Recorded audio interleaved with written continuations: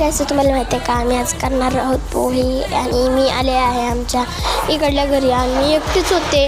आणि बघा मी चिरत आहे पटकन कांदा. असं होतं की मला रडवणारच होतं, मला माहिती आहे हा कांदा मला रडवणार आहे म्हणून. आता एक तरी कांदा कोणाला पण रडवतच असतो माहिती आहे का तुम्हाला.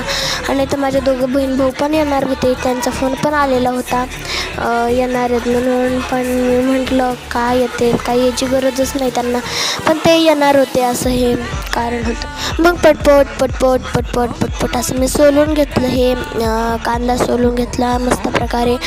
मग तुमच्या इथं आज रात्रीची म्हणजेच आज तारीख 27 वाटतं, 27 तारखेची रेसिपी काय होते कमेंटमध्ये नक्की सांगा. मग मी कांदा सगळा एकदम मस्त असा सोलून घेतलेला होता आणि सोलल्यानंतर मी मस्त ह्याला ना मधनं असे 2 भाग करून दिले. कॅमेऱ्यामध्ये काय दिसत नाही आहे की मी असं केलेलं आहे म्हणून, म्हणजे तुम्हाला चांगल्या प्रकारे दिसत नाही आहे, पण मी तुम्हाला करून दाखवते. बघा तुम्ही शेवटलं तुम्ही नंतर पाहणारच आहेत की मी कसं करणार आहे. आणि बघा माझ्या डोळ्यात नुसतं पाणी गळत होतं यार, माझे डोळे बघा तुम्ही पाहू शकताय एकदम. म्हणजे मी तर गोरी, त्यामध्ये माझे ना टमाट्यासारखे एकदम ब्लश लावला ना मी मेकअपमध्ये तर खूपच वेगळं दिसते माहिती आहे का. मग मी मला आता करून घेते पटकन. तुम्ही आता पाहू शकता माझ्या डोळ्यातनं कसलं डेंजरस पाणी निघालेलं होतं. माय गॉड.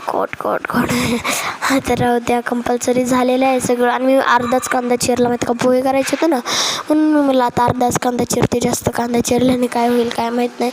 मग इकडं बघा मी पूर्णपणे कांदा चिरून घेतलेला होता. आणि तुम्ही इकडे बघा माझी आजी तर पोहे नीट काढून देत होती मला.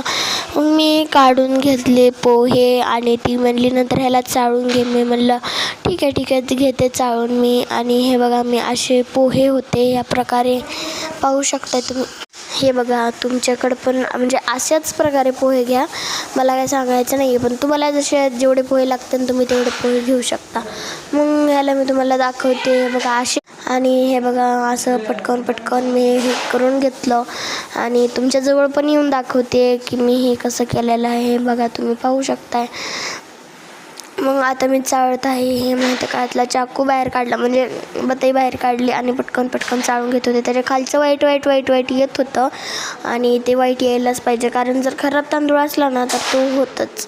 मग इथं माझी बहीण आलेली होती जी की खूप क्यूट दिसते ना, की मस्त हसते का नाही, तिला पाहूनच मला खूप आनंद होतो. आणि दोघं पण आलेले होते, मला खूपच आनंद फील होत होता माहिती आहे का. मग पटकन असं चाळून घेतलं मी. आणि तुम्हाला पुढच्या पार्टमध्ये तुम्हाला सगळं दाखवणार रेसिपी पण कमेंटमध्ये. तर तुम्हाला तोपर्यंत बाय.